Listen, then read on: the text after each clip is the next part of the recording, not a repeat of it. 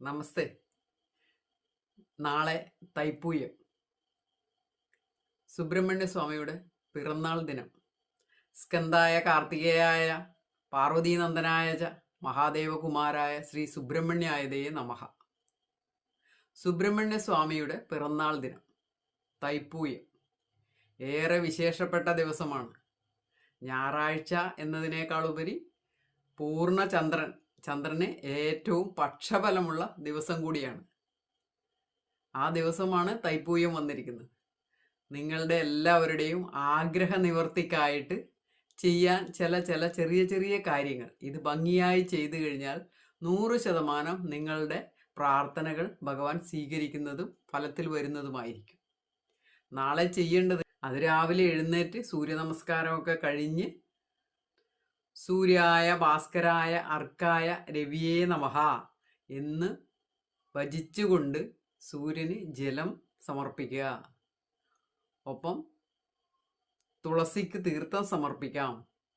ഇതൊക്കെ കഴിഞ്ഞ് നിങ്ങളുടേതായ നിത്യപ്രാർത്ഥനയും കഴിഞ്ഞ് ക്ഷേത്ര ദർശനത്തിന് ഇറങ്ങേണ്ടതാണ്.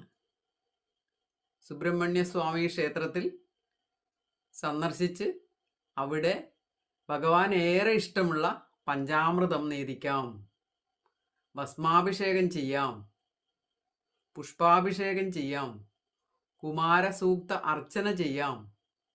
ഇതൊക്കെ ഭഗവാൻ ഏറെ ഇഷ്ടമുള്ളതാണ്.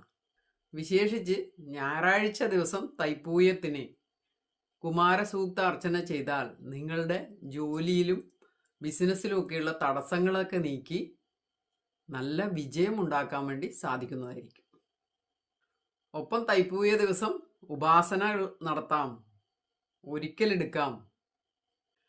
ഇനി വൈകുന്നേരമായാൽ ദേവീക്ഷേത്രത്തിൽ സന്ദർശിക്കാം. കാരണം നാളെ പൗർണമി കൂടെയാണ്. പൗർണമി ദിവസം ദേവിക്ക് ഏറെ വിശേഷപ്പെട്ടതാണ്.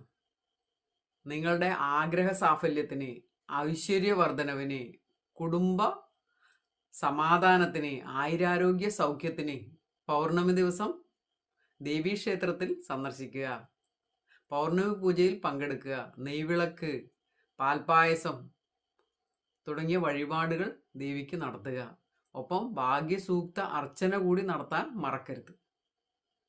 അപ്പം നമ്മളുടെയും നമ്മുടെ കുടുംബത്തിൻ്റെയും ഐശ്വര്യാർത്ഥം തീർച്ചയായിട്ടും ദേവീക്ഷേത്രത്തിലും സന്ദർശനം നടത്താൻ മടിക്കരുത്.